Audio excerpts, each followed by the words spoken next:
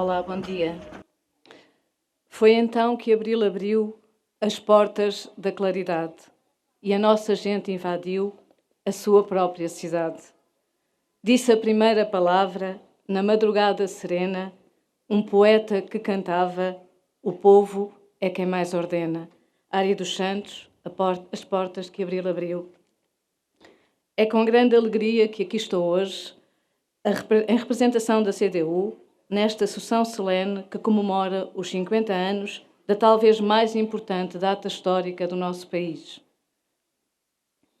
A 25 de abril de 1974, o movimento das Forças Armadas, coroando a longa resistência do povo português e interpretando os seus sentimentos profundos, derrubou o regime fascista.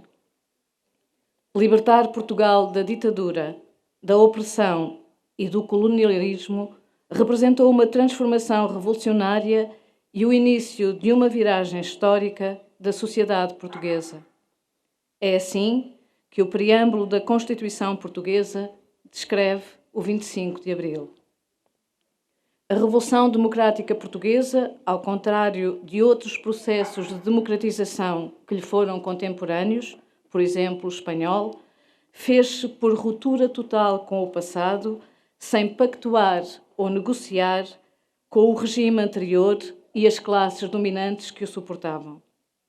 As revoluções resultam de processos de participação popular muito amplos ou então não são revolucionárias. São fenómenos sociais de massa e correspondem a um momento de percepção coletiva de oportunidade em que é necessário que muita gente entenda ao mesmo tempo que é possível construir um futuro diferente do passado e, em Portugal, nunca tanta gente decidiu tanto como naquele dia. Foi o povo que nas ruas esteve junto do MFA a fazer a revolução. Foi o povo que cercou a sede da PIDE para exigir o seu fim e impedir a destruição dos arquivos que registavam os seus crimes.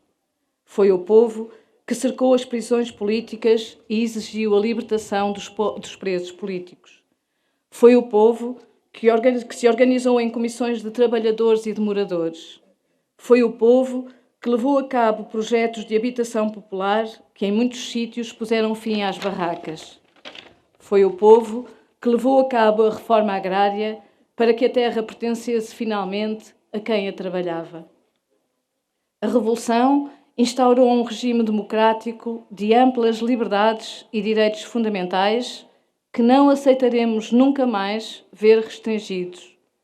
Levou a cabo as nacionalizações, a reforma agrária, a instituição do poder local democrático, de vários direitos laborais, sociais, da organização sindical livre e do direito à greve, a consagração na lei da igualdade entre homens e mulheres, de questões ligadas à saúde, o direito à habitação, o fim da guerra colonial, entre outras, foram profundas as transformações revolucionárias e conquistas que criaram uma realidade que abria uma nova perspectiva de desenvolvimento do país e que a Constituição da República consagrou.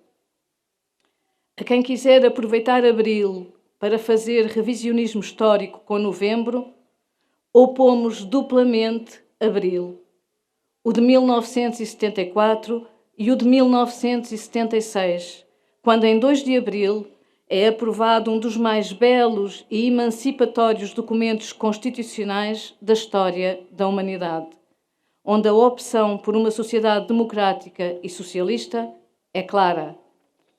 O 25 de Abril, a Revolução Portuguesa, foi consequência lógica da resistência antifascista.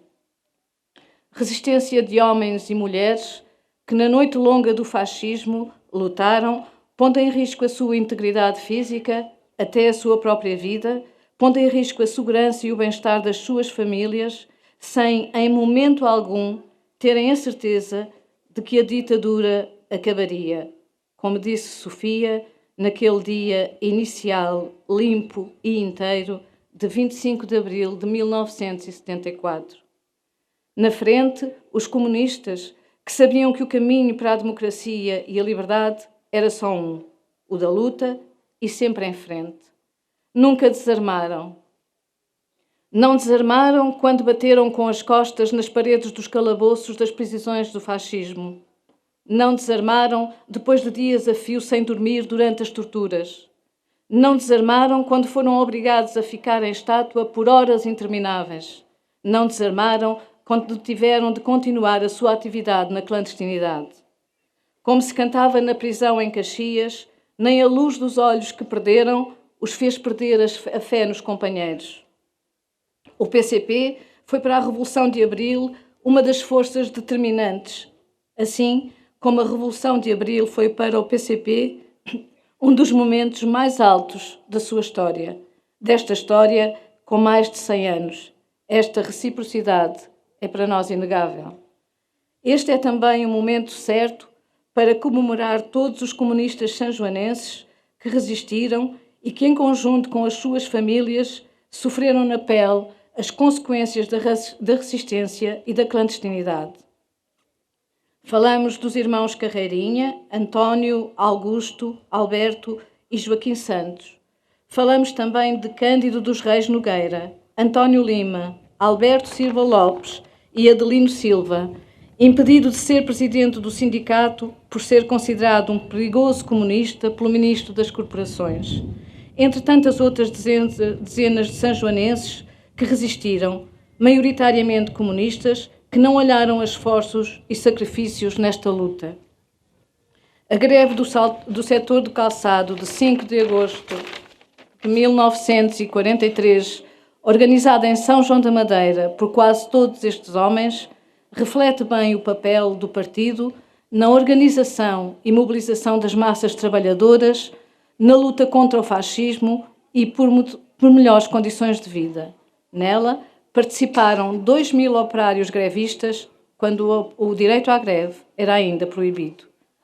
Comemorar Abril é também assinalar e afirmar o poder local democrático como uma das suas conquistas.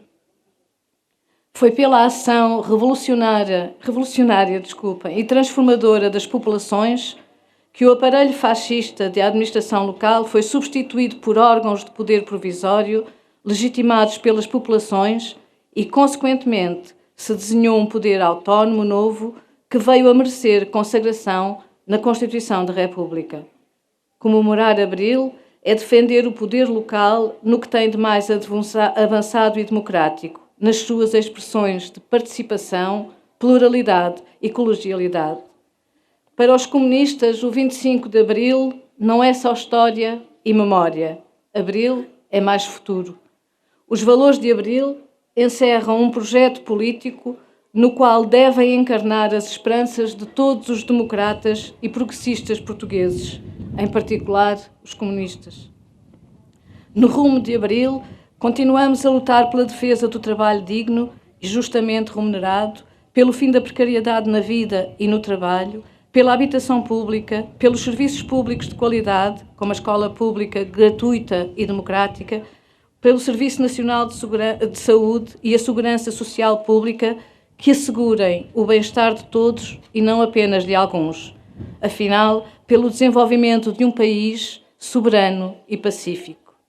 Marx disse: uma ideia torna-se uma força material quando ganha as massas organizadas. Foi assim que aconteceu no 25 de Abril. As portas que Abril abriu, nunca mais ninguém as cerra. Viva o 25 de Abril!